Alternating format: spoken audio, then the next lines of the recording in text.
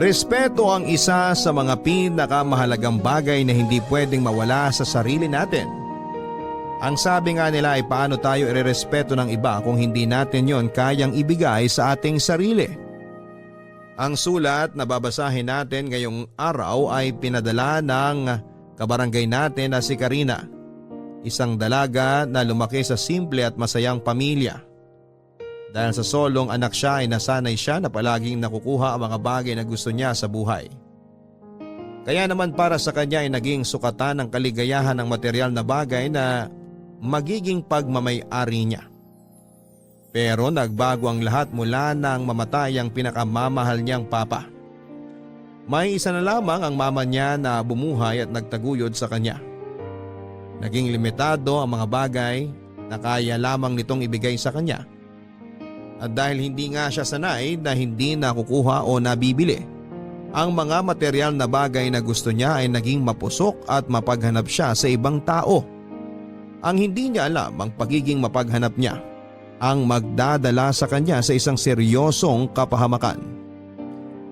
Gusto mo na bang makilala si Karina at marinig kung ano ang mga bagay na sinakripisyo niya para lamang makuha ang mga bagay na gusto niya? Handa ka na bang mainis at maiyak sa kwento ng buhay niya? Kagaya ka rin ba niya na naging materialistic na tao? Yung tipo na lahat ay gagawin makuha lamang ang bagay na gusto mo. O mas pipiliin mo ang simpleng buhay basta masaya ka kasama ang taong mahal mo. Si Karina kaya, paano niya na-realize na nasa maling sitwasyon na siya? Nagsisi kaya siya na puro sarili lamang niya ang pinili niyang mahalin?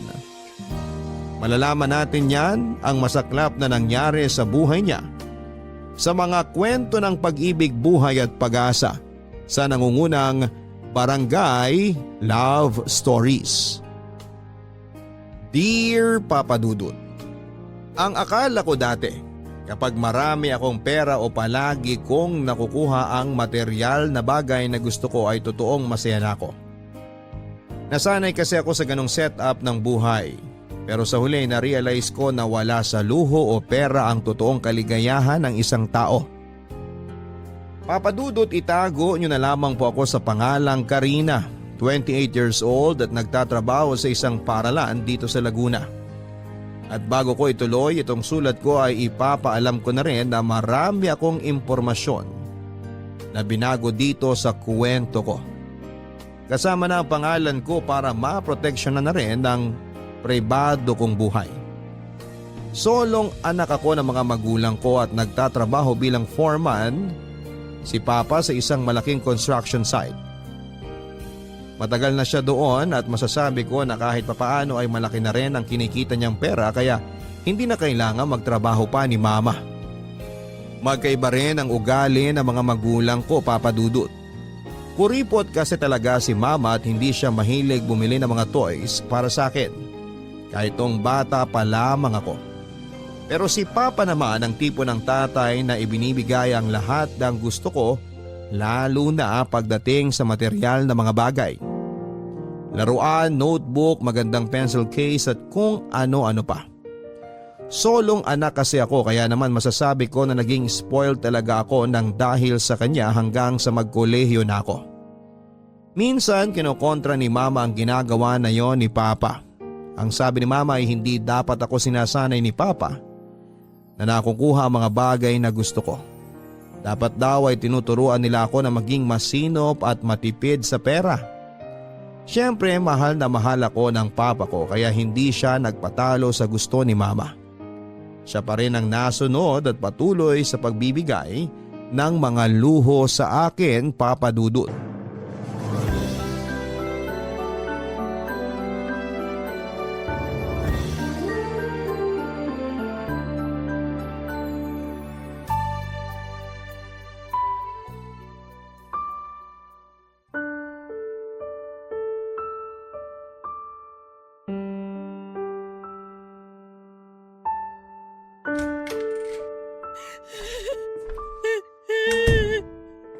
Mama? Ano pong nangyayari? Karina, anak! Bakit po kayo umiiyak, Mama? Nanakawan po ba tayo? nandito pa naman po yung TV at saka yung malaking speaker sa sala natin. Hindi naman po basag ang mga bintana. Ano po bang nanakaw dito sa bahay natin? Hindi tayo nanakawan, anak. Bakit nga po kayo umiiyak? Ano po bang nangyari? Sabihin niyo na po sa akin. Karina, ang papa mo! Ang papa mo!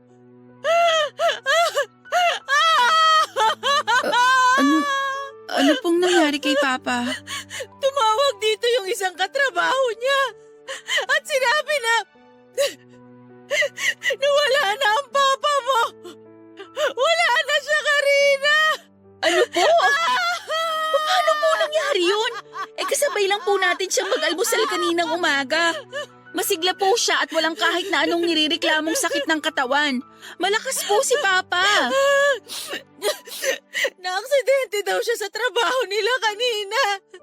Mama, baka po nagpa-prank lang yung tumawag sa inyo. Baka hindi naman po totoo yung sinabi niya. Gusto kong isipin na biro lang talaga yon. Pero si Obet ang tumawag. Siya ang isa sa pinakamalapit na kaibigan at katrabaho ng papa mo.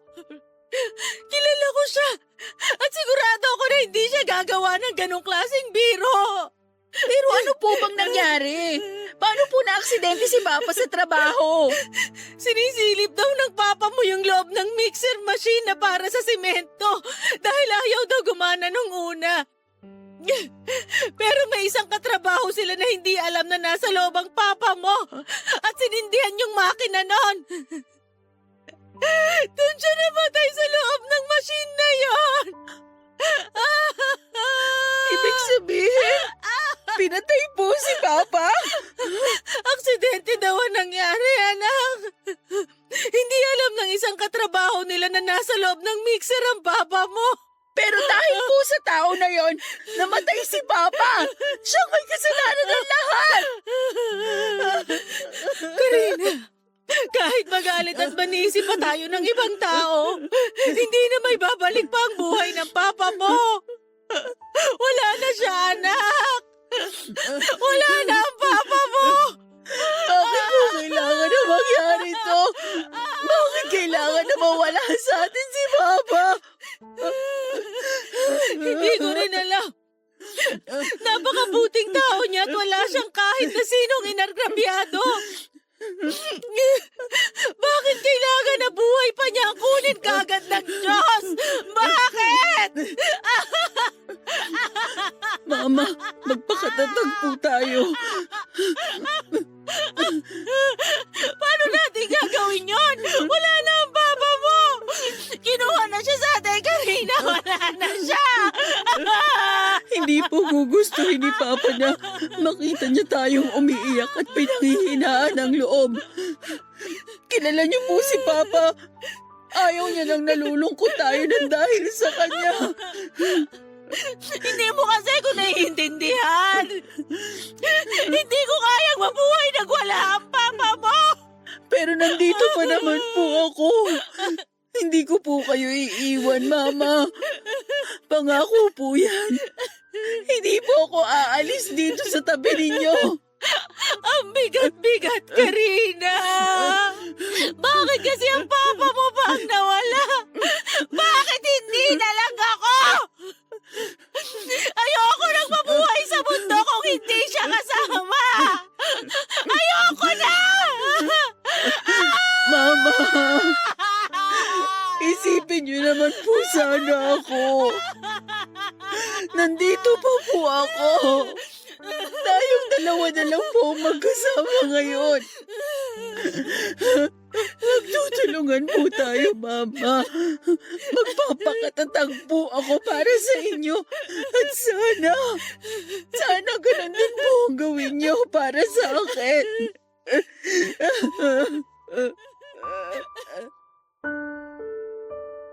Yun na yata ang pinakamasakit na pangyayari noon sa buhay ko, Papa Dudut. Hindi ako makapaniwala na mararanasan ko ang ganong kasakit na pakiramdam dito sa dibdib ko. Yung pakiramdam na parang pinipiga ng mahigpit ang puso ko at medyo nahirapan na akong huminga sa sobrang sakit nito. Pero dahil mas malakas ang hagulhol noon ni Mama ay pinilit ko naman ang sarili ko na magpakatatag dahil hindi na po pwede na pareho kaming naglulupasay ng araw na yon. Niyakap ko siya ng mahigpit at sinabi ko na kailangan naming magpakatatag. Papadudot nang nawala si Papa ay nalaman namin na marami pala siyang utang na naiwan. Yung owner jeep namin sa bahay ay naisanla pala niya sa isang kumpare niya noong magkasakit si Mama sa bato at kailangan na maoperahan. May utang din siya sa isang katrabaho niya na ginamit naman daw ni Papa na pamasahe namin noon para umuwi ng Bicol nang mamatay ang lolo ko. At may iba pang tao na nagsabi kay Mama na may utang din daw sa kanila si Papa. Nakita ko kung paano na problema si Mama noon.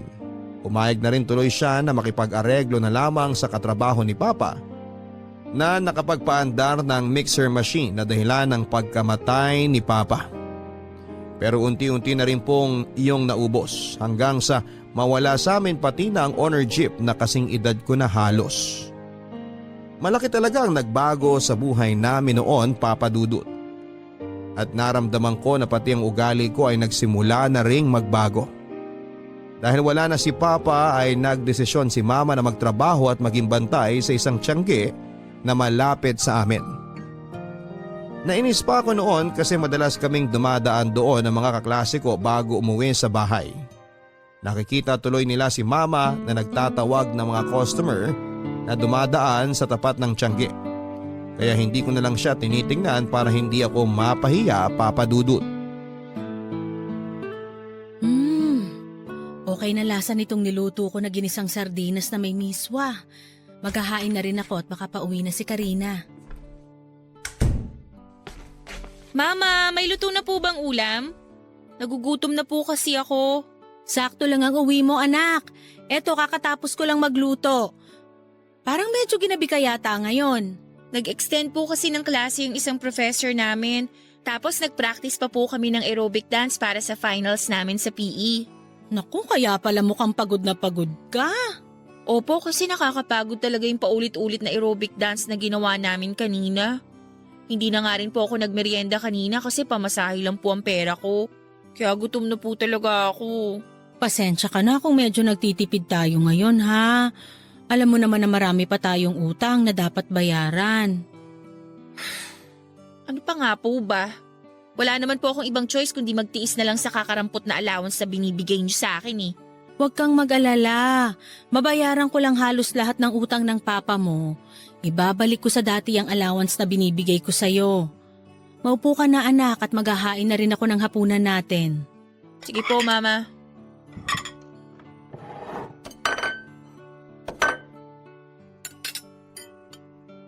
O ayan, anak, kumain ka na. Ano po yan? Ginisang sardinas na may miswa. Kain na tayo, anak. Lalagyan ko na ng kanin tong plato mo, ha? Wala na po bang ibang ulam? Ha? Wala na eh. Nung isang araw po, dilatang sardinas ang ulam natin. Kahapon, tortang sardinas. Tapos ngayon, ginisang sardinas na may miswa naman. Pagpasensyahan mo na lang muna to, anak. Isang linggo ko na pong pinagpapasensyahan yung sardinas na yan. Iba-ibang luto naman ang ginagawa ko sa sardinas. Pero sardinas pa rin po yan. Konti na nga lang po, malapit na maging amoy sardinas ang balat ko dahil dyan sa inihahain ninyo. Ay, sige, sandali lang at magpiprito ako ng tinapang galunggong. Meron pa namang natira dyan sa ref natin at mabilis lang yun maluto. Isa pa po yung tinapang galunggong na yan. Gusto niyo po ba talagang tubuan ako ng mga kaliskis ng isda dahil sa mga ulam natin? Wala namang kaliskis ang sardinas sa tinapang galunggong. Huwag niyo nga po akong tawanan. Walang nakakatawa. Yan ang problema sa inyo eh. Dinadaan niyo lahat sa biro. Ano bang gusto mong gawin ko, Karina? Maglagay ng asin sa platito para yun na lang ang ulamin mo. Kagaya ng sinabi ko kanina, gipit pa rin tayo hanggang ngayon. Wala tayong ibang magagawa kung hindi tipirin ang perang kinikita ko sa pagbabantay sa tiyangge. Pwede po bang humanap na lang kayo ng ibang trabaho? Mahirap maghanap ng trabaho sa panahon ngayon, Karina. Lalo na't hindi naman ako nakatapos ng pag-aaral ko. Mabuti nga, tinanggap ako dun kahit high school graduate lang ako. Kaya ikaw, pagbutihan mo ang pag-aaral mo. Dahil yan lang ang pangarap namin ng papa mo, ang mapagtapos ka ng kolehiyo. Kaya gagawin ko ang lahat para maigapang ang pag-aaral mo, Karina. Papa Dudut, sobrang laki ng adjustment na ginawa ko mula nang mawala si Papa. Mula sa maliit na allowance na ibinibigay sa akin ni Mama, sa paulit-ulit namin na ulam sa lamesa at yung mga hindi niya pagbili ng mga bagay na gusto ko kagaya ng bagong bag, makeup at sapatos. Nahirapan talaga ako noon kasi hindi ako sanay na naghihirap kami. At naiinis din ako kasi pakiramdam ko ay hindi ako naiintindihan ni Mama. Ni hindi man lang ako makahingi sa kanya ng extra allowance o kahit man lang sana paggala namin ng mga kaibigan ko kapag wala kaming pasok sa school. Ang palaging sinasabi ni Mama ay hindi pa bayad ang mga utang ni Papa kaya kailangan pa rin naming magtipid. Ang sa akin lang naman ay hindi ko naman kasalanan kung magkaroon kami ng maraming utang nang dahil kay Papa. Si Mama na lang ang magulang ko kaya responsibilidad niya na ibigay sa akin ang mga pangangailangan ko, Papa Dudut. Papa Dudut, dahil sa ugaling yon ni Mama ay nawala na ako ng ganang mag-aral at pumasok sa school. Sino ba naman ang gaganahang mag-aral kung halos pamasahe na lang ang ibinibigay niya sa akin? Gusto niya pa na magbaon na lamang ako ng kanin at ulam para sa pananghalian ko sa school na mas lalo kong kinainis. Kasi ano ba naman ang babaunin ko? Tuyo at tinapa na palagi naming ulam sa bahay. Nakakahiya kapag maaamoy yon sa loob ng classroom namin. Kaya may mga oras na kapag nagtatalo kami ni Mama bago ako pumasok sa school ay bigla na lamang akong magkukulong sa kwarto at sasabihin ko sa kanya na hindi na lamang ako papasok.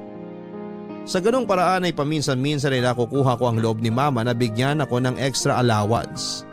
Pero minsan talaga, dahil madalas nagiging matigas siya pagdating sa akin ay pakiramdam ko tuloy ay wala na siyang pagmamahal sa akin bilang anak niya. Kaya naman may mga oras na kahit umaalis ako ng bahay para pumasok sa school, sa mall na lang ako dumidiretso at nagpapalipas ng oras at sama ng loob, Papa Dudut. Karina? Kuya Anjo, kayo po pala yan. Bakit nandito ka sa food court ng mall? Wala ka bang pasok sa school ngayon? Naka-uniform ka pa oh. Okay, gets ko na. Okay lang ba kung makishare ako ng table sa'yo? Sige po, ayos lang Kuya Anjo. Salamat. Ay, alam mo, nakakatampo ka na talaga. Ha? Bakit naman po? Kasi ang sabi ko sa'yo nung huling beses na nakita tayo sa plaza, Anjo na lang itawag mo sa akin, di ba? Para naman hindi masyadong nakakatanda. Oo nga po pala. Pasensya na po. Isa pa yan, Karina. Huwag ka na ring mag-po sa akin para mag-feeling bagets sa manaw kapag kausap kita. Sige. Hindi na ako magpupo at Anjo na lang din ang itatawag ko sa'yo. Ayun oh. Mabuti naman para matuloy ko na rin ang pagporma ko sa'yo. Palabiro ka talaga, Anjo. Hindi biro yun oh. Ang sabi ko naman sa'yo dati, hihintayin lang kita na magdalaga para maligawan na kita. 18 ka naman na ngayon, di ba? Oo, malapit na nga ako mag-19 eh. 3 buwan na lang. Sakto pala. Pwede ko nang simulan ng panliligaw ko sa'yo. Sira! Seryoso ako, Karina. Liligawan talaga kita. Wala namang magagalit, di ba? Wala. Kasi wala naman akong boyfriend. Ayun naman pala. Single ka tapos single din ako. Kaya tama lang yung timing ngayon. Teka, matanong ko lang. Bakit pala hindi ka pumasok sa klase mo ngayon? Ay, nabadtrip kasi ako sa bahay namin kanina eh. Bakit naman? Nagtalo na naman kasi kami ni Mama. Paano ba naman? Sakto lang sa pamasahe yung binigay niyang allowance sa akin. Sino ba naman gaganahan na pumasok nun para mag-aral? Baka naman kasi gipit lang ang mama mo ngayon. Palagi naman niyang sinasabi na gipit siya sa pera, pero ang totoo tinitipid niya lang talaga ako. May pabitaw-bitaw pa siya ng pangako na igagapang niya yung pag-aaral ko pero pinapahirapan niya lang naman talaga ako. Tingnan mo nga itong bag ko. 1 taon na sa akin to, pero hindi pa napapalitan ng bago. Ito ring suot kong sapatos ngayon. Malapit na namang magutom. Nakailang pakain na nga ako ng pandikit dito pero malapit na rin talagang bumigay. Tapos hindi man lang ako mabila ni mama ng mga bagong gamit. Kita naman yung kailangan ko na. Bakit mo ako tinatawanan, Anjo? Kasi ang cute mo kapag nagrereklamo ka ng ganyan. Lalong sumisingkit yung mga mata mo at lumalabas pa yung dimples mo sa magkabilang pisngi. Ewan ko sa'yo. Oh, baka isipin mo na binubola lang kita ha. Totoo yun. Nagiging cute ka talaga lalo sa paningin ko. Pero alam mo, para mawala yung pagka-bad trip mo, kumain na lang tayo. Di pwede. Ha? Bakit naman hindi pwede? Nagda-diet ka ba? Hindi, pero wala kasi akong pera eh. Sakto lang na pamasahe itong nasa wallet ko ngayon. Yun lang bang problema mo? Sino bang may sabi na KKB tayo? Siyempre, ito ng first date natin kaya libre kong pagkain natin ngayon. Kahit ano pang gusto mo, sabihin mo lang Karina at bibilhin ko para sa'yo. Papadudot may 10 taon din yata halos ang tanda sa akin ni Anjo. Nasa kabilang barangay siya nakatira kaya hindi rin kami madalas na nagkikita. Nakilala ko lang siya nang manood ako ng liga ng basketball sa plaza. At isa siya sa mga naglalaro. Nang unang beses nga kaming nagkausap noong 15 years old pa lamang ako ay biniro-biro niya pa ako. At sinabi niya na hihintayin daw niya na maging dalaga na ako at liligawan niya ako. Kaya naman sa tuwing magkikita kami sa plaza ay palagi niyang pinapasaring ang nararamdaman niya na pagkagusto sa akin. Sa isang networking company nagtatrabaho si Anjo, Papadudot. Ang kwento niya ay mag-isa na lamang daw siya halos sa buhay niya. Dahil wala na siyang nanay at ang tatay naman niya ay nakakulong. Kaya naman sarili na lamang niya ang halos iniintindi at pinagkakagastusan niya. Mula nga nang magkita kami sa mall ay naging madalas na ang pagtatawagan at pagte-text namin sa isa't isa. Hanggang sa sinabi niya na gusto niya akong ligawan at dahil wala naman akong boyfriend, hayaan ko na siya na manligaw sa akin, Papadudot. Anjo, thank you sa paghatid mo sa akin dito sa bahay ah. Wala yun. Medyo malalim na ang gabi kaya hindi talaga kita pauuwiin na mag-isa. Sa bagay. Pero thank you rin sa panlilibre mo ng dinner kanina. Nabusog ka ba? Oo, ang dami ko ngang fried chicken na nakain. Mabuti naman. Kasi gusto ko na sa bawat date natin, nabubusog ka talaga. Balak mo yata talaga akong patabain ano? Wala namang kaso sa akin kahit tumaba o pumayat ka, Karina. Kasi ikaw pa rin ang cute na babaeng espesyal dito sa puso ko. Ang corny mo. Di naman masyado. O sige na, papasok na ako sa loob ng bahay namin. Ay, saglit lang ah. May kukunin lang ako sa top box ng motor ko.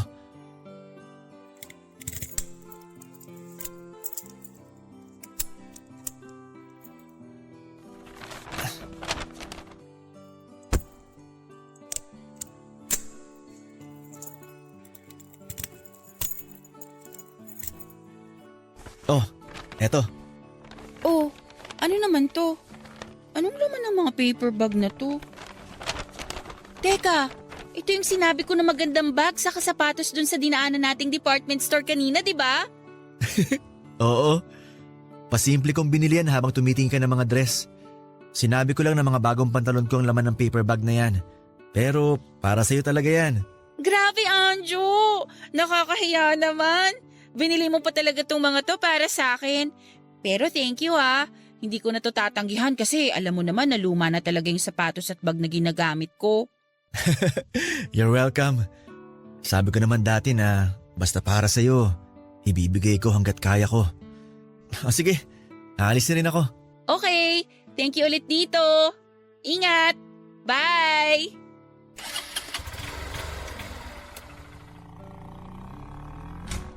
Saan ka galing at sino yung naghatid sa'yo?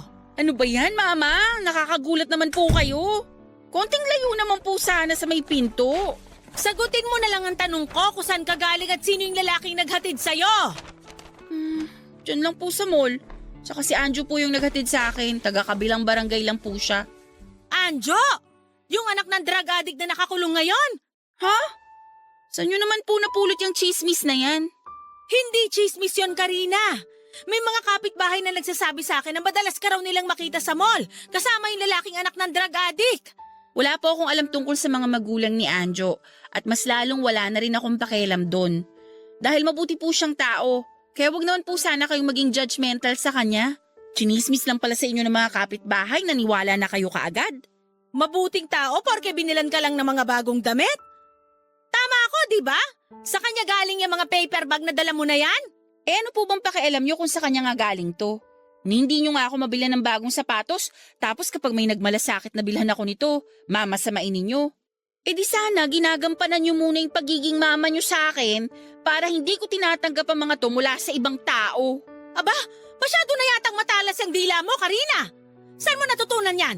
Sa Anjo na yon? Siya rin ba nagturo sa'yo na wag na pumasok sa klase mo at buong maghapon na lang tumambay sa mall? Ano? Sabihin mo! Wala na kayong pakialam kasi buhay ko to. 18 na ako at may sarili na akong pag-iisip. Kaya ko nang magdesisyon para sa sarili ko, mama.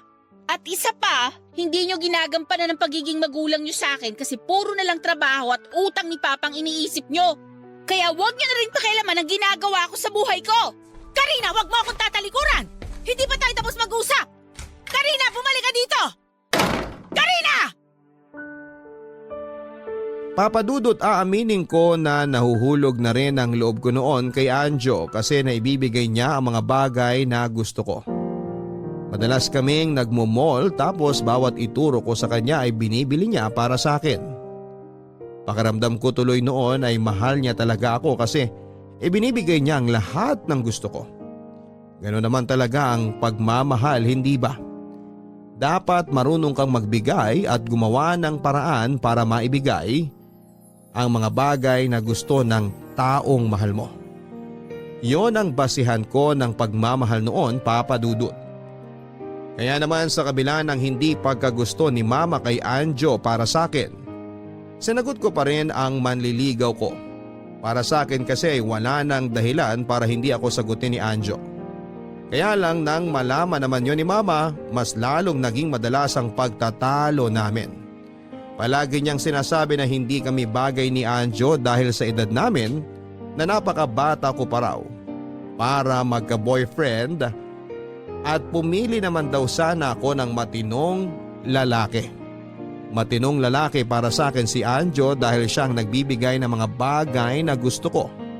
Kaya sa huli, nagdesisyon ako na umalis ng bahay at makipag-live-in na lamang sa kanya, Papa Dudut. Nang makipag-live-in ako kay Anjo, ay nagdesisyon na rin ako na huminto sa pag-aaral ko sa kolehiyo. Hindi naman madali sa akin ang ginawa ko na yon dahil pangarap ko rin talaga ang makapagtapos at maging isang teacher. Pero paano ko pa gagawin yon kung nakakawalang gana na talaga ang kasama ko sa buhay na si Mama? Wala na siyang ibang ginawa kung hindi ang sermonan ako sa araw-araw ng buhay ko. Tapos parang hindi ko pa nararamdaman ang pagmamahal mula sa kanya na ibinigay sa akin noon ni Papa. Ang focus na lang niya ay magtrabaho at mabayaran lahat ng utang na naiwan nito.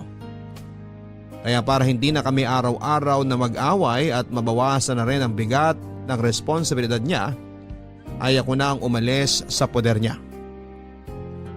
Nung una, pinupuntahan pa ako ni Mama sa bahay ni Anjo para sunduin at iuwi. Nalaman niya siguro sa mga tsismosang kapitbahay ang address ng partner ko. Pero naging matigas ako at hindi sumama sa kanya. Sinabi ko na nasa tamang edad na ako kaya kahit na magkabaranggayan pa kami, ay hindi na niya ako mababawi pa. Nagpabalik-balik si Mama at halos umiiyak nang nakiusap na umuwi na ako. Pero ayoko pa rin. Hanggang sa sumuko na siya at hindi na bumalik pa sa bahay ni Anjo para sunduin ako, Papa Dudut.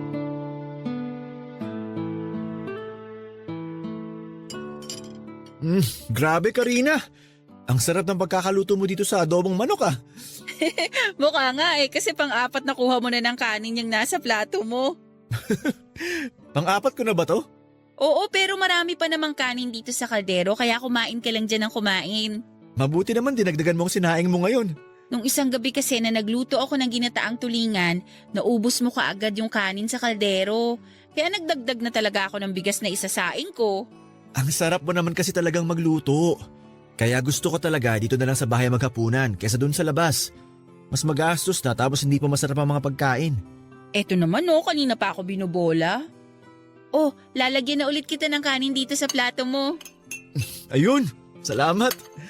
Pero alam mo, totoo lahat ng sinabi ko na masarap ka talaga magluto. Palagi kang may special ingredient sa mga inihahain mo sa akin. Kagaya nitong adobong manok. Nilagyan mo ng gatas at pinya. Kaya na ibang lasa. Ganun talaga, para hindi laging kapareho ng mga pagkain ng kinakain mo sa labas ang niluluto ko. Ayan din kasi ang turo sa akin ni Mama. Gawing espesyal ang mga niluluto at hinahain na pagkain. Maiba ako. Mabuti naman hindi nang gulo dito sa bahay ang mama mo ngayon. Oo nga napagod na rin siguro yun sa kakapunta niya dito. Ang tibay din talaga ng mama mo. Kahit halos araw-araw na sumusugod dito sa bahay, hindi na mamao sa kakasigaw niya para pauwiin ka. Mukha na siyang gurang pero mukhang malakas pa ang mga tuhod. Anjo, wag mo naman sana siyang pagsalitaan ng ganyan. Mama ko pa rin yun kahit madalas na nakakainis talaga siya. Naku, pasensya na. Nagbibiro lang naman ako. Anjo anak, nandiyan ka ba sa kusina? Tay, kayo po pala yan. Oo, ako nga to. Medyo tumaba lang talaga ako at hindi pa nakapag-ahit ng balbas at bigote ko. Hala tay, nakalaya na po pala kayo. Bakit hindi man lang po kayo nagsabi? Pwede naman po kayo makitawag din habang nakakulong kayo, di ba? Pwede nga, pero gusto talaga atang sorpresahin. Kaya hindi ko na pinaalam sa'yo ang paglaya ko. Mukhang nakaka-istorbo yata ako sa inyo ng magandang bisita mo Nako, hindi tay. Si Karina nga po pala, girlfriend ko. Karina, siya naman yung tatay ko. Hi po, Tito. Nice to meet you po. Tatay Leo na lang ang itawag mo sa akin. Kasi hindi magtatagal, magiging manugang na rin naman kita. Sige po, Tatay Leo. Tay, maupo na po muna kayo. Kasi alam ko na pagod kayo sa naging biyahe niyo pa uwi dito sa bahay. Karina, pakikuha nga si tatay ng plato at mga kubyertos niya. Sigurado ako na makakalimutan ni tatay ang pangalan niya kapag natikman niya na tong adobong niluto mo. Naku Anjo, itsura pa lang ng girlfriend mo, mukhang masarap na talaga. Ano pong sabi niyo? Ang sabi ko, itsura pa lang nitong adobo na nasa mangkok mukhang masarap na. Sigurado, mapapakain ako ng marami ngayong gabi. Dahil wala nito sa lugar na pinanggalingan ko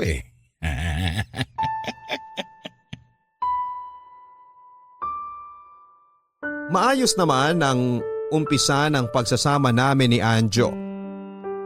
Mabait siya papadudot kahit napansin ko na marami pala siyang bisyo tulad ng alak, sigarilyo at sugal. Siguro nga kasi ay solo naman niya ang pera at bahay niya kaya wala na siyang ibang kailangan na isipin pang gastusin.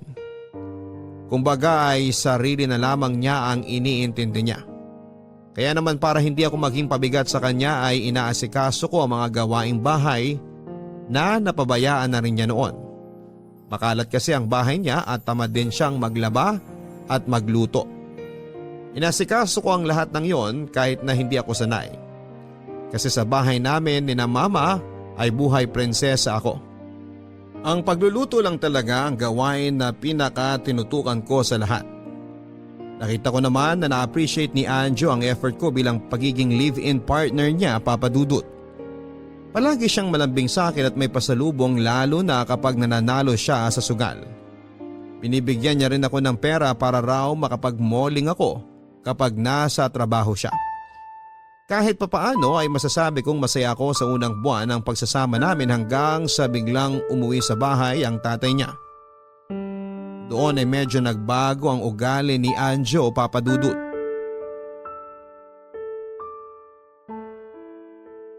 Anjo, ito na yung kape mo. Babalikan ko lang yung niluluto ko para sa baon mo sa pananghalian. Nako, hindi ko na mahihintay yan. Anong oras na Saglit na lang to, Anjo. Para hindi ka na rin bumili na makakain mo sa kantin. Nung isang beses kasi sinabi mo na sumakit ang tiyan mo dun sa binili mong ulam, 'di ba? Oo nga. Pero hindi ako pwedeng malate dun sa meeting ko para sa isang client. Ilang linggo na rin mababa ang benta ko at kailangan ko na talaga makabawi. Bibilisan ko na lang tong ginagawa kong pagluluto sa ginisang munggo. Bakit pa kasi tanghali ka na nagising? Pati tuloy ako muntik nang tanghaliin. Paano? Hindi mo kasi ako ginising. Medyo masama kasi ang pakiramdam ko kagabi. Pero mas maayos na ako ngayon. Nawala na yung ubo at sipon ko. Sabi ko naman kasi sa'yo Iwas-iwasin mo na magpuyat. Kakanood mo kasi ng mga K-drama na dinownload mo sa internet. Naulanan din kasi ako nung isang araw, kaya siguro muntik na akong trangkasuhin. Kasama na rin yung pagpupuyat doon. Ilang beses na kitang sinabihan na huwag magpuyat, pero tuloy-tuloy ka pa rin sa ginagawa mo na yan. Yun na lang din kasi ang libangan ko dito bukod sa paglalaba at paglilinis ng bahay. Oh, eto na nga pala yung baon mo. O sige, salamat. Alis na rin ako kasi malapit na ako malit sa meeting namin. Anjo, sandali. Ano? Hihingi sana ako ng pera pang grocery natin dito sa bahay. Akala ko ba masama ang pakiramdam mo? Ba't aalis ka pa ng bahay? Oo, masama ang pakiramdam ko kagabi. Pero okay na ako ngayon. Kanina ang bagal mong kumilos. Tapos biglang okay ka na ngayon? Iba ka rin Karina no? Gusto mo lang yata mamasyal Ano, gusto mong gumastos para sa mga luho mo? Hindi sa ganon, Anjo. Wala na rin kasi tayong stock na mga ulam at kape dito sa bahay. Di ako na lang ang bibili para mas makatipid tayo. Kapag kasi binibigyan kita ng pera na pang grocery, kahit sobrang ko yung bigay sa'yo, wala pa rin natitira kahit magkano. Sinasabi mo ba na ginagastos ko ang mga pera mo sa mga walang kwentang bagay? Hindi. Sinasabi ko lang kung ano yung napapansin ko. Tsaka sinabi ko naman kanina na mahina ang benta ko ngayon sa mga product namin, di ba? Kaya kailangan ko muna magtipid. Sige na, alis na ako. At baka tuluyan pang magkanda leche-leche ang araw ko kapag na-late pa ako. Okay, ingat ka.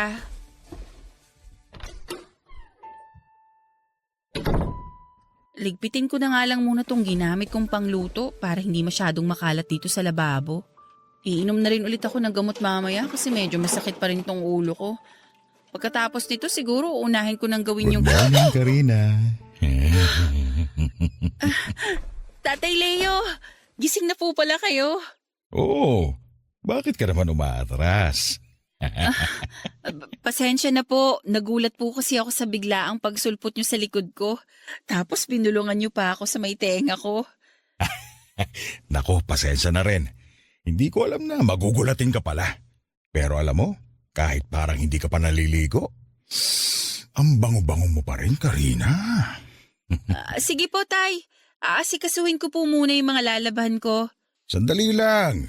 Mag-uusap pa tayo Bitawan niyo po yung braso ko! Nasasaktan po ako!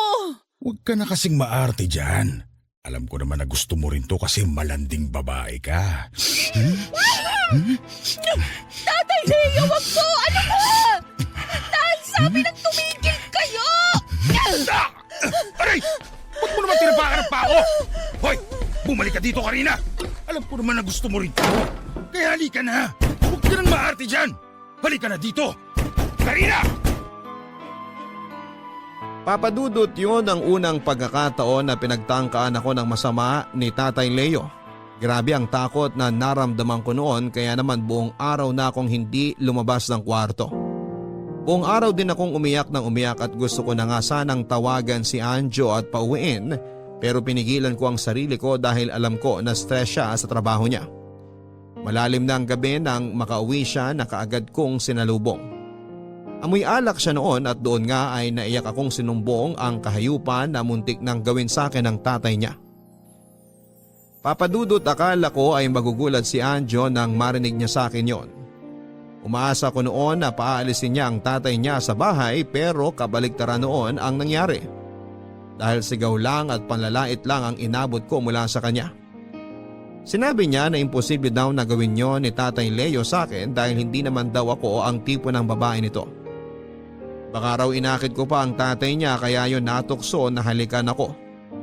Muntik ko na siyang masampal noon pero nagpigil lamang ako, Papadudot. Iniwan na lamang niya ako sa sala na nakatulala at umiiyak dahil hindi niya ako pinaniwalaan, Papadudot. Hindi ko alam kung nagkataon lang ba na pagkatapos kong isumbong kay Anjo ang ginawa sa akin ng tatay niya ay tuluyan nang nagiba ang pakikitungo niya sa akin. Naging madalas ang pag-uwi niya ng lasing sa bahay, ang pagiging mainitin ng ulo niya, pati na ang pagbitaw ng masasakit na salita sa akin. Tiniis ko yon dahil mahal ko siya at iniisip ko na lamang na may mabigat siyang pinagdaraanan sa trabaho. Kaya gano'n na lamang ang inaasal niya. Kahit may mga oras na nasasaktan na niya ako ng pisikal, kasama yon sa mga tiniis ko habang doon ako nakatira sa bahay niya. Kaya lang papadudot muling naulit ang pagtatangka ng masama na ginawa sa akin ng tatay Leo niya. At sa pagkakataon na yon ay tuluyan na siyang nagtagumpay. Malalim na ang gabi noon at sabay na umuwi ng bahay sina Anjo at tatay Leo. Pareho silang nakainom ng alak pero halatang mas lasing ang partner ko. Nang alalayan ko si Anjo na makapasok sa kwarto ay kagad siyang natumba at nakatulog sa kama. At hindi ko pa man siya tuluyang napapalitan ng damit ay bigla namang pumasok noon sa kwarto namin si tatay Leo at hinila ako papunta sa may sala.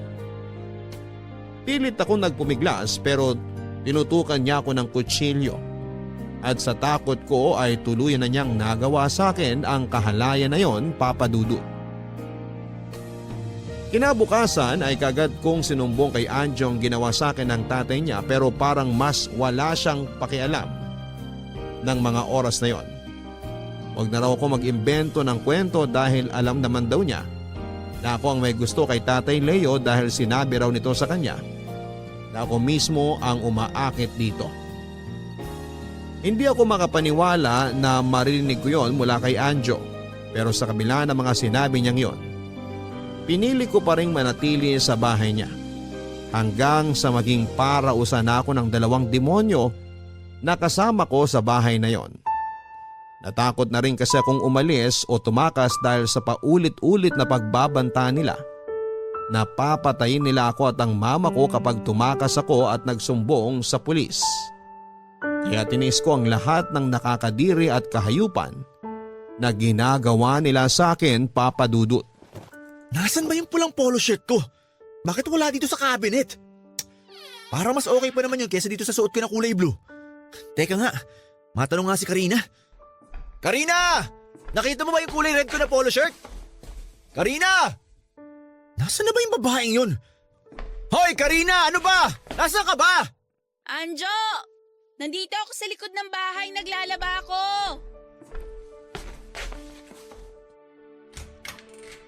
Nandiyan ka lang pala. Bakit hindi ka sumasagot nung tinatawag kita? Hindi ko naman narinig kaagad kasi nga nakasarado yung pinto. Ang dami mo bang dinadahilan dyan? Bakit mo ba kasi ako hinahanap? Hindi ko kasi makita yung red polo shirt ko. Saan mo nilagay?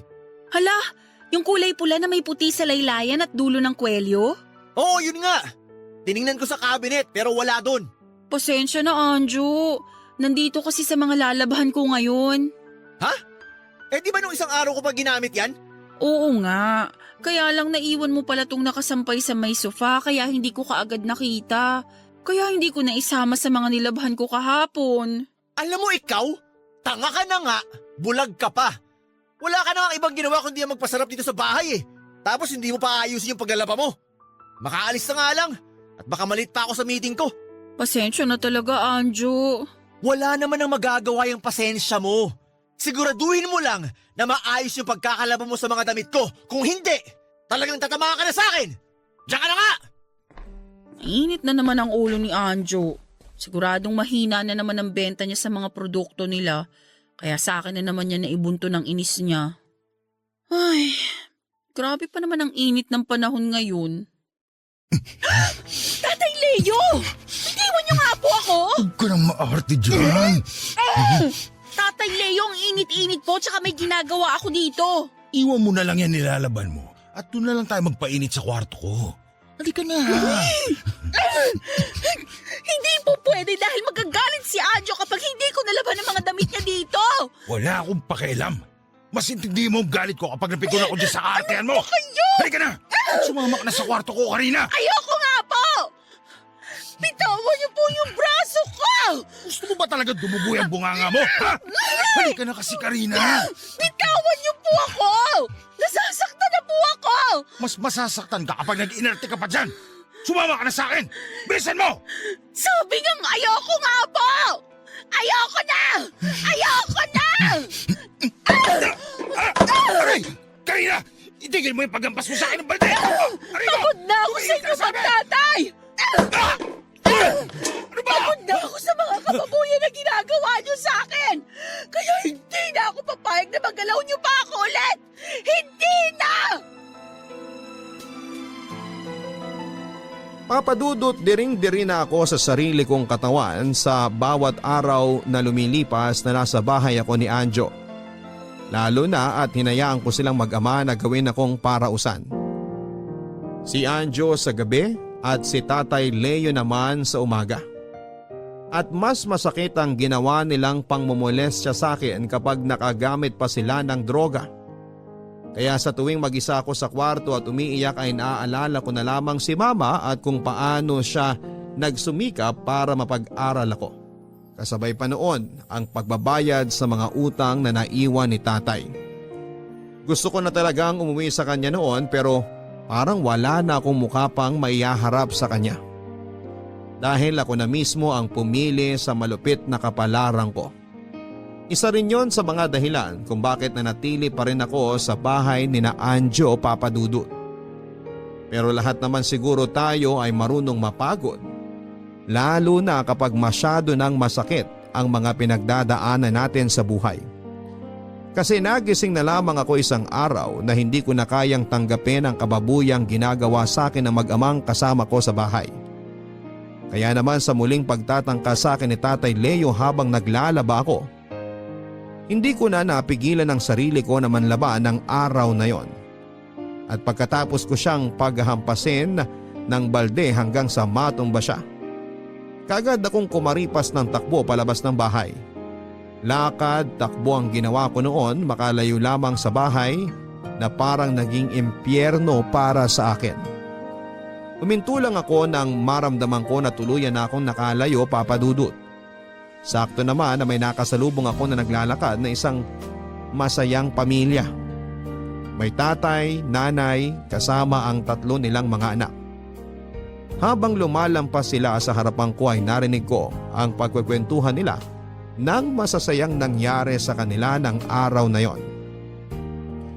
Naluha ako habang pinagmamasdan sila hanggang sa makalayo na sila sa kinakatayuan ko. Sa sobrang bigat nang nararamdaman ko ay nakita ko na lamang ang sarili ko na nakatayo sa harap ng pinto ng bahay namin ni Mama, Papadudut. Oo, papunta na ako dyan. Darating ako kaya wag ka nang sumigaw kasi naririndi na ako sa boses mo.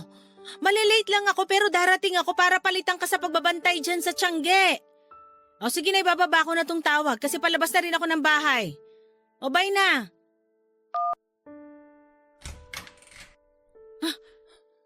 Karina? Mama, Oh, anong ginagawa mo dito? pwede po ba akong pumasok muna sa loob? Bakit pa? Kusa kang umalis, di ba? Tapos ngayon bigla mo na lang gustong pumasok uli dito sa pamamahay ko? Mama, please. Papasukin niyo po muna ako. Gusto ko po kayong makausap. Ay. O sige, halika na. Pumasok ka na dito. Salamat po. Ano bang gusto mong sabihin?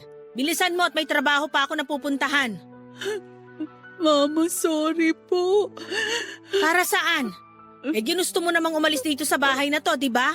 Ginusto mong umalis sa poder ko. Nagkamali po ako. Sana po mapatawad niyo ako, Mama. Tama ka naman sa mga sinabi mo nun. Wala akong kwentang mama para sa'yo. Kaya mo nga ako iniwan, di ba? Kahit nangako ka na magtutulungan tayong dalawa dahil wala na ang papa mo. Pinagsisisihan ko na po yung mga sinabi ko sa inyo. Alam mo, Karina, hindi ko maintindihan kung saan ba ako nagkulang sa'yo. Ginawa ko naman ang lahat para maigapang ang pag-aaral mo at maibigay sa'yo ang pangangailangan mo. Pero bakit hindi mo yun makita? Bakit puro pagkukulang ko lang sa'yo bilang mama mo ang nakikita mo? Mama, nagkamali po ako. Naging makasarili po ako. Narealize ko na po lahat yon. Hindi ko dapat sinabi sa inyo ang mga bagay na yon. Dapat tinulungan ko po kayo kagaya ng mga pinangako ko sa inyo nung mawala si Papa. Dapat naging mabuting anak po ako sa inyo. Oh, Karina, bakit ka lumuluhod dyan? Mama, sorry po. Patawarin niyo po ako. Ngayon po na-realize ko na hindi ko po kayang mawala kayo sa buhay ko. Na dapat nakinig po ako sa inyo dahil mali po ang lahat ng bagay na naging desisyon ko sa buhay ko. Sorry po, Mama. Sorry po. Tahan na, Karina. Huwag ka nang umiyak at huwag ka na rin lumuhod sa harapan ko. Mama, maniwala po kayo. Nagsisisi na po talaga ako sa mga sinabi ko sa inyo.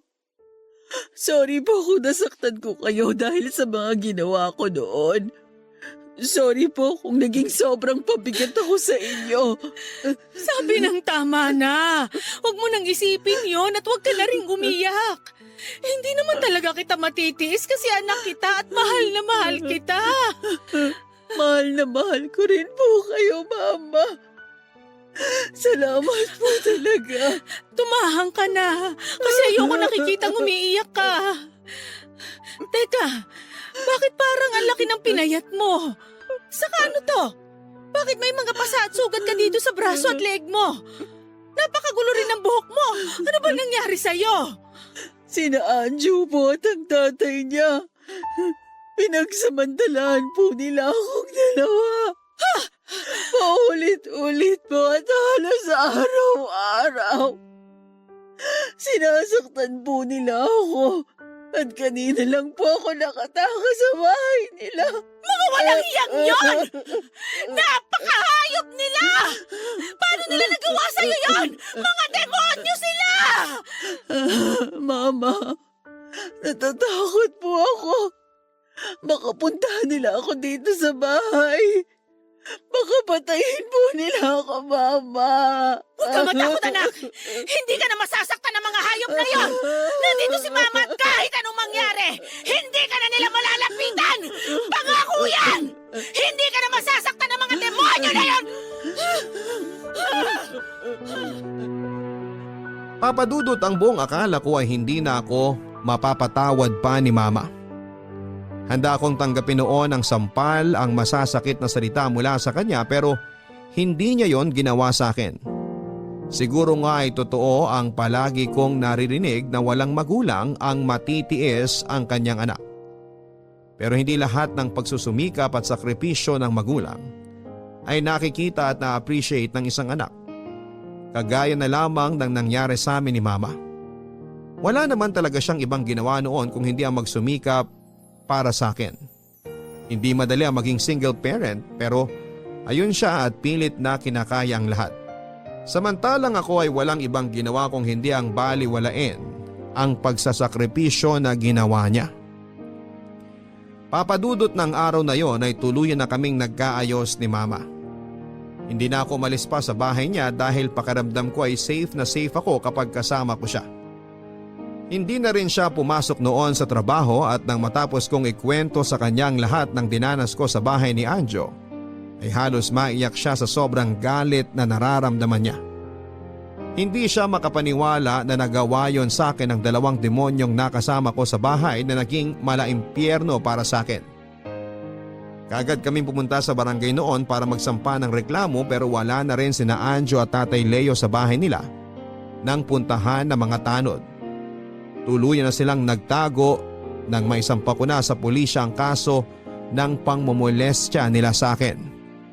Nung una natakot talaga ako kasi pakiramdam ko ay nasa paligid lamang sila, Papadudot. Halos hindi ako makalabas noon ng bahay dahil baka bigla na lamang may sumaksak sa akin. Kagaya ng palaging pananakot sa akin ni Tatay Leo. Pero hindi nga nagtagal, tadhana na rin ang gumawa ng paraan para makamit ko ang hustisya sa kasamaan na ginawa nila sa akin. Dahil nakarating sa akin ang balita na parehong nasawi sina Tatay Leo at Anjo, kasama ang iba pang adik sa bypass operation na ginawa sa lugar na pinagtaguan nila. Malapit lang din yon sa lugar namin at may kakilala kami na nakatira doon kaya nakarating sa akin ang mga nangyari. Sapat na yon para sa akin bilang kabayaran sa ginawa nilang kahayupan at minsang pagsira ng buhay ko. Laking pasalamat ko na lamang din talaga at hindi nagbunga ang kahayupan na ginawa nila sa akin. Papadudot sa kabila ng mabibigat na pangyayaring ito sa akin ay nagawa kong muling bumangon at magpatuloy. Bumalik po ako sa pag-aaral at nagawa ko ring makapagtapos. Ngayon ay isa na akong ganap na guro at sa bawat estudyante na natuturuan ko. Palagi kong pinapaalala sa kanila kung gaano kahalaga ang tungkulin ng magulang sa buhay ng isang anak. At dapat lahat ng sakripisyo na ginagawa nila ay palagi nating pinapahalagaan at sinusuklian. Dahil lahat ng yon ay para rin sa kabutihan at hinaharap natin. Salamat po Papa Dudut sa pagbasa ng sulat ko at sana'y nakapagbigay din po ng aral ito ang kwento ko sa ating mga kabarangay. Ang inyong forever kapuso at kabarangay, Karina. Mga kapuso, mga kabarangay, hindi madali ang mawala ng minamahal sa buhay. Lalo na kung nasanay tayo na palagi silang kasama. Pero madalas kasi na parte na lang din yon ang pagsubok na ibinibigay sa atin ng poong may kapal para maging matatag tayo. At mas ma-appreciate natin ang ibang tao na nasa paligid natin. Kagaya na lamang na nangyari sa letter sender natin na si Karina. Sa pagtalikod na ginawa niya sa mama niya, isang madilim at masalimuot na kapalaran ang hinaharap niya.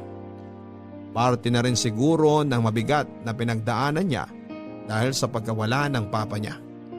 Ang humanap ng kalinga at pagmamahal mula sa ibang tao hanggang sa tuluyan na niyang nakalimutan ang lahat ng pagsasakripisyo ng mama niya para sa kanya. Yun ang dahilan mga kapuso kung bakit siya napahamak sa kamay ng mga taong akala niya ay magbibigay sa kanya ng tunay na pagmamahal. Pero hindi naman naging huli ang lahat para kay Karina dahil natagpuan niya pa rin ang daan pabalik sa mama niya na kailanman ay hindi nagbago ang pagmamahal para sa kanya. Kaya mga kabarangay, kung may oras man na hindi tayo mabigyan ng mga magulang natin na mabili ang mga bagay na gusto natin ay huwag sana tayo magtatampo sa kanila. Ano po? Huwag sasama ang loob natin dahil kailanman ay wala silang hinahangad para sa atin kung hindi ang mabigyan tayo ng magandang kinabukasan. Hanggang sa muli mga kapuso, ako po si Papa Dudut sa mga kwento ng pag-ibig, buhay at pag-asa sa Barangay Love Stories Number 1. May mga pangarap tayo sa relasyon na hinihiling natin na balang araw ay mabigyan ng katuparan. Yung mga pangarap na alam nating makapagbibigay ng kasiyahan sa atin. Ikaw, kapuso. Ano ba ang pangarap mo sa relasyon na meron ka ngayon?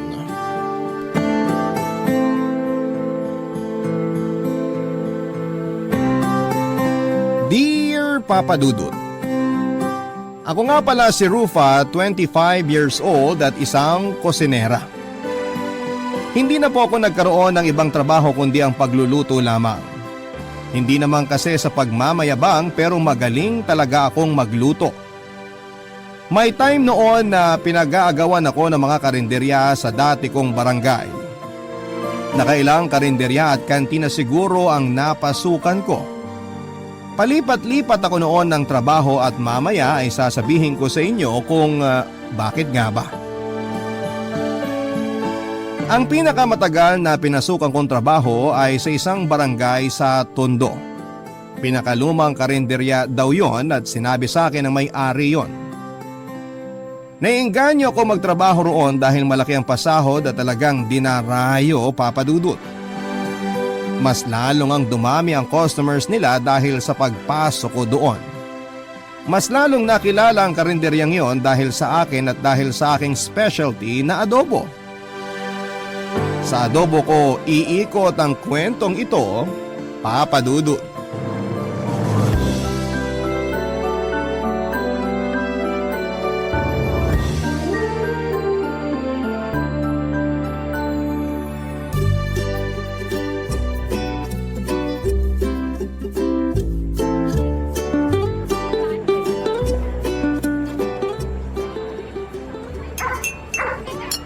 Hoy, Matt! Huminga ka naman!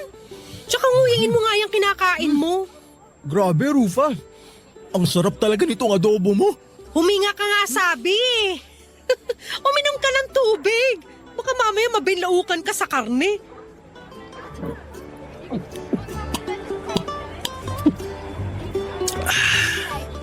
Ang sarap talaga nito. Ito talaga yung pinakamasarap na adobo na natikman ko eh. Promise. Basketbolero. Totoo nga. Di ka pa ba sanay? Lagi pinupuri yung adobo mo ng mga kumakain dito. Gutom lang mga yun. Pa-humble naman ito. Parang di mo alam na masarap adobo mo ah. Alam ko namang masarap. Sa lahat ng mga pinasukan kong karinderya, dito lang yung 3 beses magluto ng adobo kasi laging nauubos. Thank you, Matt. Ano ba sikreto ng adobo mo? Ayoko nang sabihin, baka gayahin mo. Anong gayahin? Parang hindi mo naman nakikita na hindi ako nagluluto dito. Wala akong tiyaga magluto.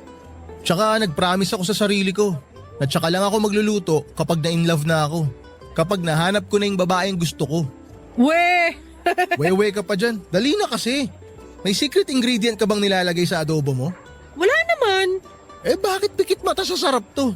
Gusto mo talagang malaman kung anong sikreto? O sige. Pagmamahal. Wow, napaka-showbiz ng sagot. Nakakaasar. Totoo nga. Pare-parehas lang naman ang sangkap ng adobo. Kung meron mang idadagdag, hindi pa rin yun mangingibabaw sa totoong lasa. O sige, kunwari naniniwala ako. Bakit pagmamahal? Wag na nga lang. Hindi ka naman naniniwala eh. Joke lang, to naman. Bakit nga pagmamahal? Kasi gusto kong maramdaman nung kakain ng adobo ko yung pagmamahal ko. Hoy, hinaliwan mo ba ng gayuma tong adobo mo? Hindi! Ay, ganito kasi yon.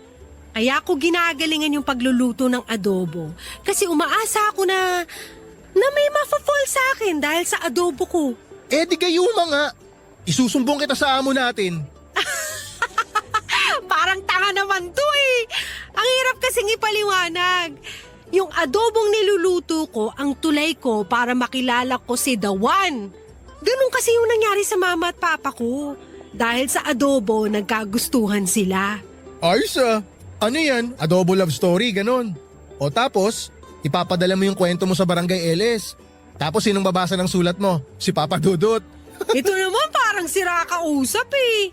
Basta, balang araw magkakaroon ako ng love life dahil sa adobo at si Papa Dudut pa ang lalapit sa akin para malaman yung buong kwento ko. Ike-claim ko na. Uy, sorry. Nadigay ako. Sobrang nabusog kasi ako sa kwento mo eh. Pero okay lang yan, Rufa. Hindi naman masamang mangarap eh. Walang halong biro, Papa Dudut. Nagkakilala nga sina Mama at Papa dahil po sa adobo.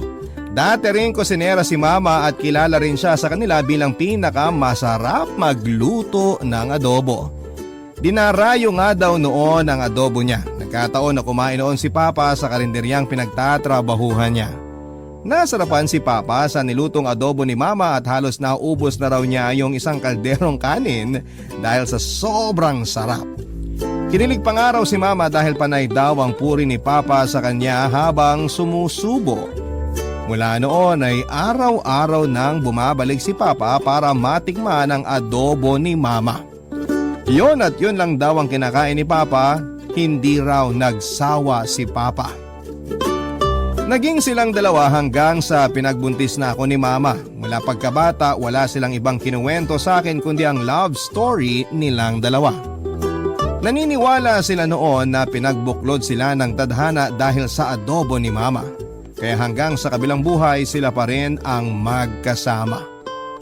Papa Dudut, ang love story ng magulang ko ang dahilan kung bakit naniniwala ko sa ideya na makikilala ko rin ang the one ko dahil sa adobo. Gusto ko noon na magkaroon ng sequel ang love story nila sa love story ko. Kaya naman nagsumikap akong aralin ang adobo ni Mama. Noong na-perfect ko na yon ay pumasok na ako bilang kusinera sa mga karinderya. Pag nabibigo akong hanapin ang the one ko sa isang karinderya, agad po akong aalis noon at lilipat sa iba. Kaya hindi rin talaga ako nagtatagal sa mga karinderya at ibang eatery dahil nga sa hindi ko natagpuan doon ang the one ko. Hanggang isang araw parang may tinulak na ang tadhana papunta sa akin, si Robin, at unang tingin ko pa lamang sa kanya noon ay alam kong siya na talaga, si the one.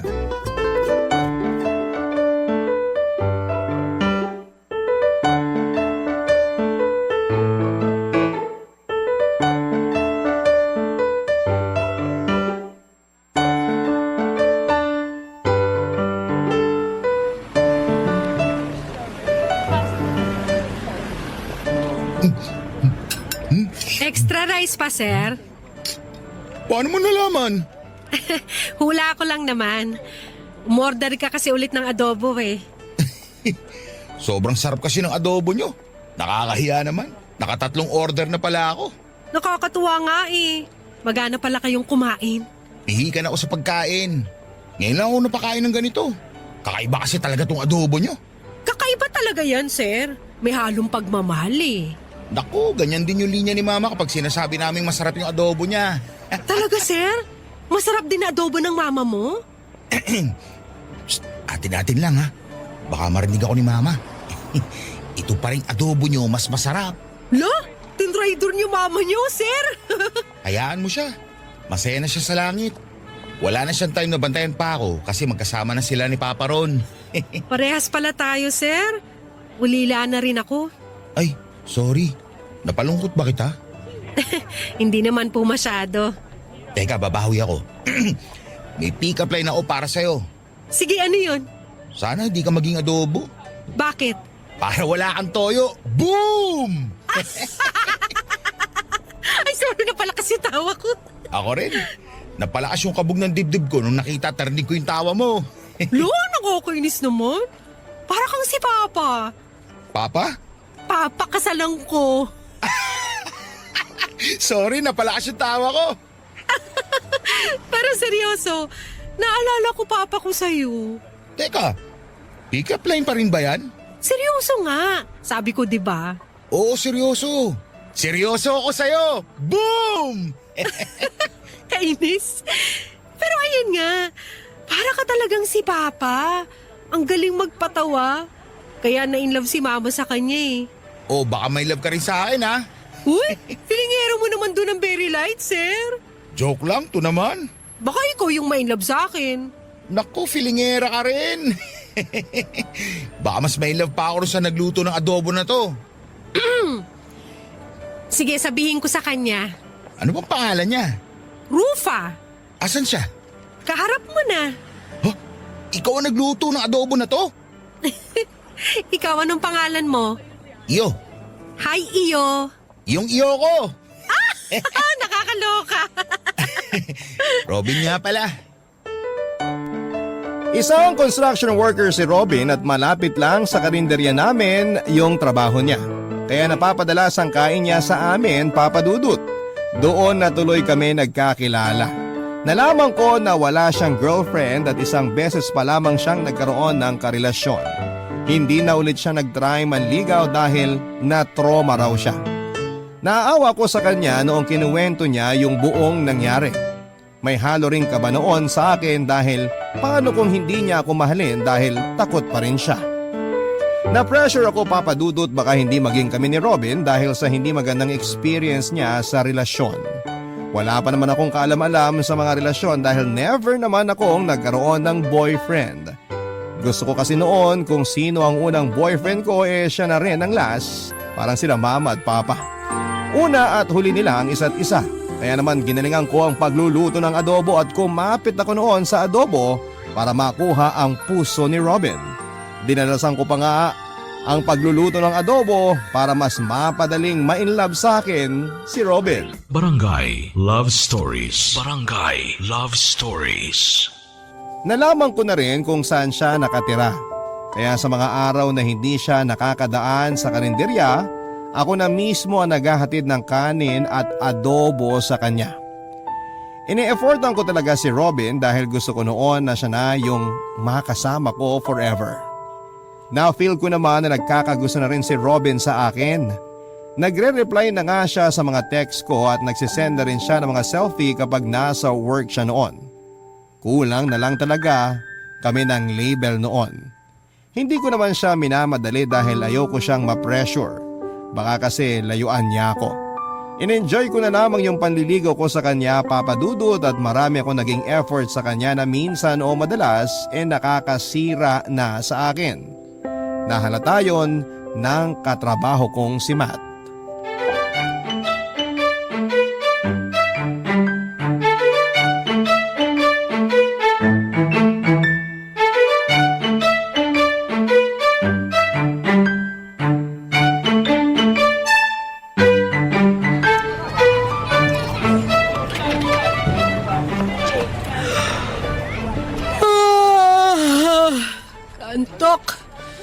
16. May order sa table 16? Buang, wala tayong table 16. 16 kasi 16 times ka nang humihikab. Bakit mo naman kasi kailangan bilangin? Puyat ka ba? Umaga ka na naman nakauwi kahapon ah. Nag-inuman kasi kami ni Robin sa tinutuluyan niya. Yung ba yung lalaki na laging kumakain dito? Oo, Yung lagi mong binibigyan ng libreng extra rice at libreng adobo. huwag masyadong malakas yung boses. Marinig ka ng amo natin eh. Alam mo, konti na lang talaga isusumbong na kita eh. Uy, wag naman. Para ka namang di kaibigan. Eh di pautangin mo ako para di ako magsumbong. Wala nga akong pera eh. Naubos na kahapon. Kasasahod mo lang kahapon ah. Hubos na agad. Nilibre ko kasi si Robin ng alak at pulutan. Ikaw ang gumastos? Hindi naman lahat. O ano ang bag niya? Yelo. Naku! Naku ikaw! Bobo mo! Ang lakas ng boses mo. Maririnig ka ng amo natin eh. Ang galing mong magluto pero ang tanga mo in real life. Nakakasakit ka na ah. Masakit talaga ang realidad. Masaya naman ako sa ginagawa ko. Ang tanong hanggang kailan? Nakakapagod yung ginagawa mo ah. Pag nagmamahal ka, hindi ka mapapagod. Sabi nga ng mga tanga, Inggit ka lang kasi wala kang love life. uy, kung ganyan lang din naman ang magiging love life ko, salamat na lang. Ay di wow! Eh di wow, Umalis ka nga rito, panira ka ng araw.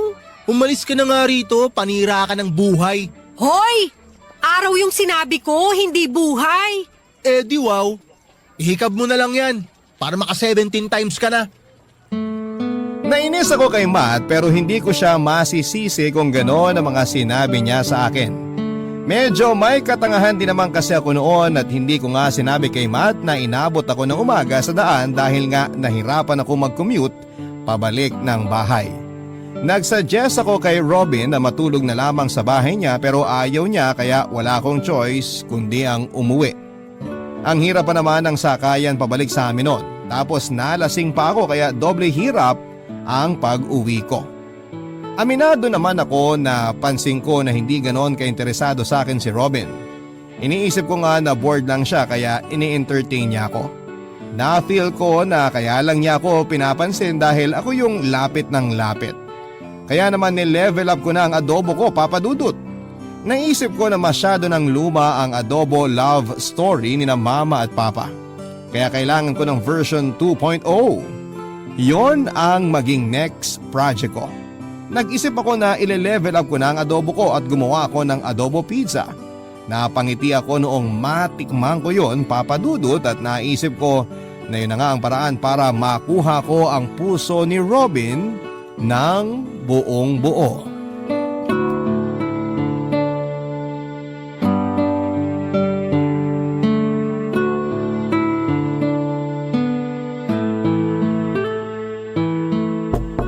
Robin?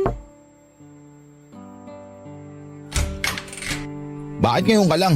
Sorry na pa-OT kasi ako sa karinderya. Daming customer. Kanina pa ako gutom eh. Alam ko naman. Sorry. Nagmadali na nga ako pumunta rito eh. Kaya naiwan ko yung adobo pizza na ginawa ko para sa'yo. Adobo pizza? Inimbento ko lang. Baka kasi nananawa ka na sa adobo ko eh. Ha? Eh adobo rin naman yung pizza mo. At least nag-level up. Gagawin kita sa susunod. Uy, anong dala mo ngayon? Bumili ako ng burger dyan sa kanto nyo. Gusto ko ng kanin eh. Ano yung burger? Eh di bibilihan kita ng kanin. Isabay mo dyan sa burger. Joke. Huwag ka magbiro sa taong gutom ha.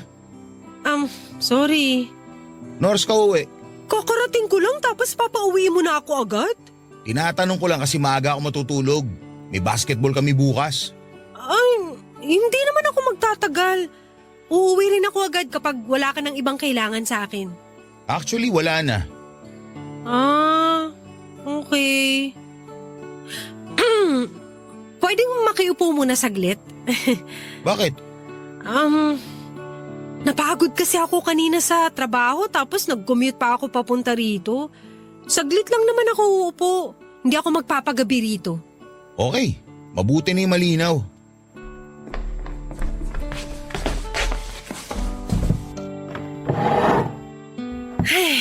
Salamat. Kain ka na.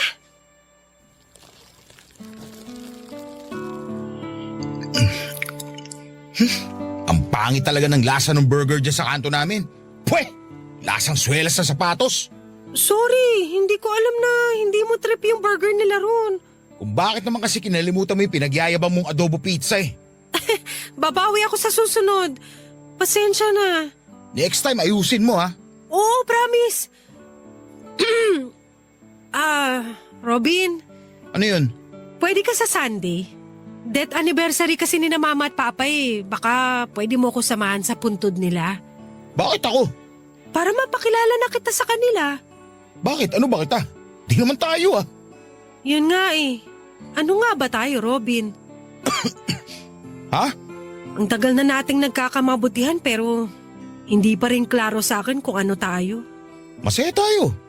Masaya naman tayo sa ganito, di ba? Pero mas magiging masaya kapag klaro sa akin kung ano tayo. Kailan ba tayo magkakaroon ng label? Kasi wala akong may sagot sa mga nagtatanong sa akin eh. Ay nako, hayaan mo yung mga tao na yan. Ang importante, masaya tayo. Ang unfair naman. Ginawa ko naman lahat para sa'yo ah. Bakit label lang hindi mo maibigay sa akin? Hindi naman nakakabigat yun ah. Pareho tayong single. Kaya bakit hindi pwede? Kasalanan to ng ex ko eh. Masyado akong natroma sa ginawa niya. Kaya natatakot akong mailove ulit. Kaya natatakot akong sumubok ulit. Alam mo Rufa, kung napapagod ka sa akin, pwede ka nang tumigil. Gusto kita pero natatakot pa ako. Baka kasi gawin mo rin sa akin yung ginawa ng ex ko. Sorry. Ang insensitive ko. Hindi ko man lang naisip na may trauma ka pa pala. Hindi kasi ganun kadali yung hinihiling mo eh. Durog na durog ako. Natroma ako. Ano bang mahirap intindihin dun? Kaya nga sorry eh. Hindi na mauulit. Hindi ko na nga inulit na tanungin si Robin tungkol sa label namin, Papa Dudut. Nakonsensya ako noong nasaktan siya habang inaalala ang nakaraan nila ng ex niya. Nag-promise na lamang ako sa sarili ko na tutulungan ko siyang mag-heal.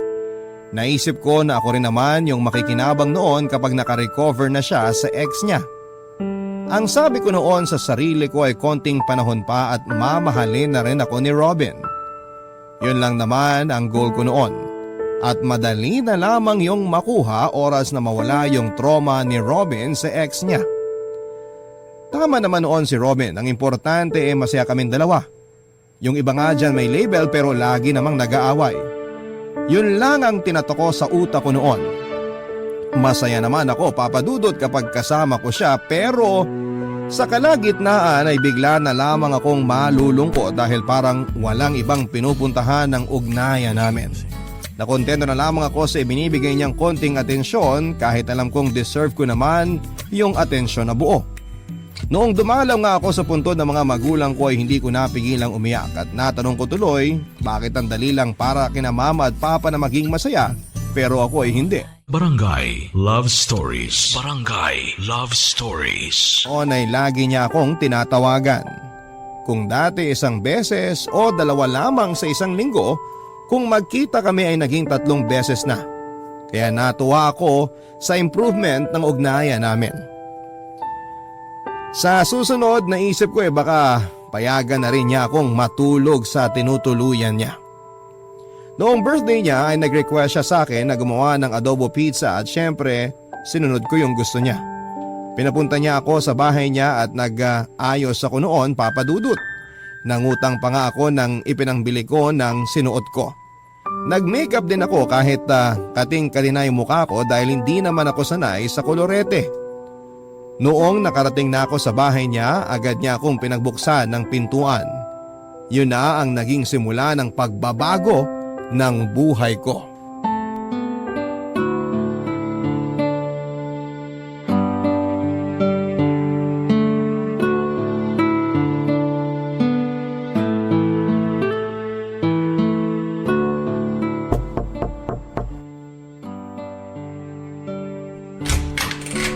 Happy birthday, Robin! Nakaayos ka ata. Birthday mo eh. Yun nga eh.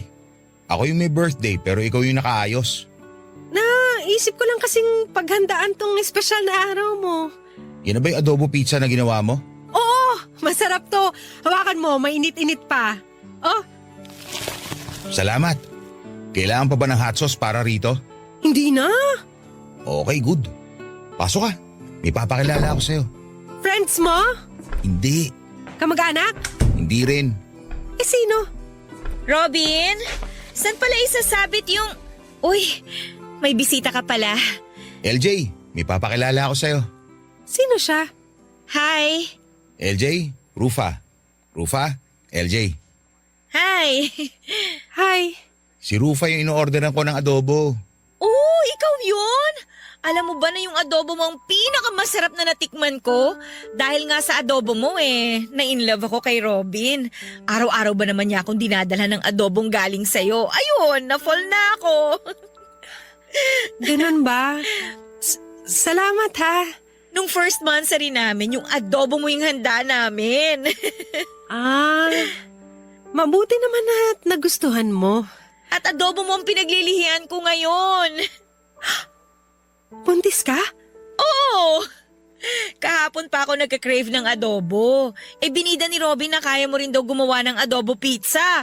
Ayun, naglaway na ako. Baka paglabas ng baby namin, kulay adobo na. Rufa, magkano lahat?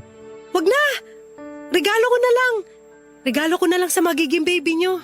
Uy, babayaran ka namin. Gumastos ka dyan Hindi na. Tsaka, birthday naman ni Robin. Nakarami na rin naman siya ng order sa akin dati. Libre ko na yan. Ganun ba? O sige, ganito na lang. Lagi na lang akong o-order ng adobo sa'yo. Ibibida ko rin sa mga katrabaho ko para dumami yung mga customer mo. Salamat. Kunin mo na lang kay Robin yung number ko. Salamat, Rufa. Salamat sa lahat. Pagkasara ni Robin ang pintuan ay agad akong tumakbo palayo, Papa Dudut. Nanginig ang mga tuhod ko habang naglalakad papunta sa paradahan. Iyak ako noon ng iyak sa loob ng jeep at hindi ko pinansin ang mga taong nakatingin sa akin. Nasaktan ako Nadurog ako sa mga nangyari, Papa Dudut. Ilang beses kong tinanong sa sarili ko kung bakit ako nagsettle kay Robin. Tinext ko siya at humingi ako ng sagot sa ginawa niya sa akin at ang tanging sinabi lang niya, Papa Dudut, kay LJ daw siya tinamaan ng ganon. Kay LJ lang daw niya na feel na ready na siyang mag-commit. Doon ako mas lalong nasaktan. Bakit hindi sa akin? Nawalan ako ng gana sa buhay, naapektuhan ang trabaho ko noon at marami ang nakapansin na pumait na ang adobong luto ko. Sinabi ng boss ko na baka napapasobra daw sa toyo. Kung alam lang niya na dahil yon sa pagiging broken-hearted ko. Lagi na lang ako nakatulala sa trabaho at napansin yun ni Matt, Papa Dudut. Nilapitan niya ako para kumustahin at alam kong mapang-asar si Matt at alam ko noon na gigisahin at sisisihin niya lamang ako sa mga nangyari pero hindi yon ang ginawa niya, Papa Dudut.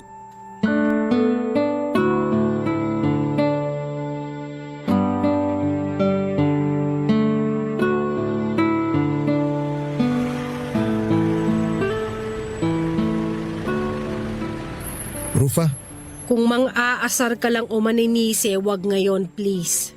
di ko naman gagawin yun. Bakit ka nandito? Para kumustahin ka. Hindi mo ba nakikita? Ano sa tingin mo? Grabe naman. Kasing bitter mo na yung adobo mo. Siyempre, nasaktan ako. Anong gusto mo mangyari? Ay, o eto. May dala akong adobo para sa'yo. Ayoko. Mapait yan. Hindi na mapait yan. Niremedyohan ko na. Niremedyohan mo? Oo, kaya kumain ka na. Di ka pa kumakain mula kanina Dalian mo bago dumagsa yung mga customer natin, malipasan ka pa. Hindi ako gutom. Kailangan mong kumain para magkaroon ka ng lakas na maka-move on. Alam mo ang corny nung sinabi mo, pero sige, tatawa na lang din ako para hindi ka mapahiya. Natawa ka naman talaga Di masamang umamin. Umamin ka nga ng feelings mo sa maling tao Di ba dapat ako yung humuhugot, hindi ikaw? Ako yung broken Pero seryoso, kumain ka na. Masarap ba tong adobo na niremedyohan mo? Siguro. Tikman ko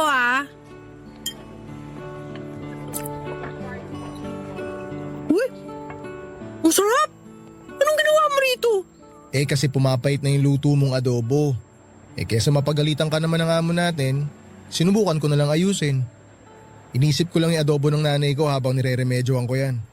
Pero pasensya ka na kung hindi katulad nung niremedyo kong adobo yung adobo mo. Uy, grabe naman. Ang sarap nga nito eh. Alam mo, ngayon lang may gumawa ng adobo para sa akin. Kung tutusin, ikaw pa rin naman nagluto niyan. Inayos ko lang. Ganun na rin yun. Thank you Sinalba mo yung adobo ko. Thank you rin sa pagsalba sa akin. Marunong ka pala magluto? Oo naman, marunong ako magluto. Hindi lang ako mahilig. Naturuan din naman ako ng nanay ko na magluto noon. Magaling din magluto yung nanay ko. Parang ikaw. Talaga? Paborito niya na ipinagluluto yung tatay ko. Pag nagluluto si nanay noon, nasa tabi niya lang si tatay lagi. Wala namang naitutulong si tatay kay nanay kasi di naman siya marunong magluto. Nandun lang siya. Taga-suporta. Taga-cheer kay nanay kapag masarap yung timpla ng luto niya. Ang cute naman. Cute no? Gusto ko rin ng ganong relasyon. Alam mo, wag kang masyadong umasa na magagaya yung love story mo sa love story na magulang mo. Tignan mo yung nangyari sa akin. Nga. Sa bagay, may kanya-kanya naman kasi tayong love story na bubuuin.